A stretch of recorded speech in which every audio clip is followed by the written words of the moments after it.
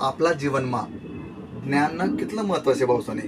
जो आपण धाकला होतो तो आपले मायबापने बडं काय शिकाडं, थोडासा मोठा आणू तर फ्रेंड सर्कल मग आपले चांगलं वाईट ना अनुभव भेटणं. पण जसं आपण एक समजदार व्यक्ती बनवत तो आपले समाजमा हिरा फिरायला आपण लागणोत.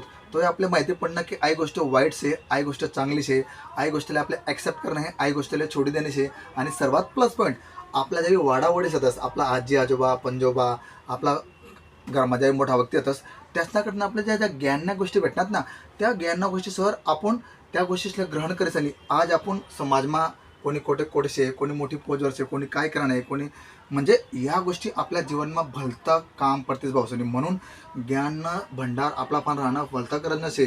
त्यामुळे ज्या बी गोष्टी आपल्याला वाटतेस की या गोष्टी मना करता समाज ना करता देश ना करता चांगल्या देश त्या ग्रहण करा.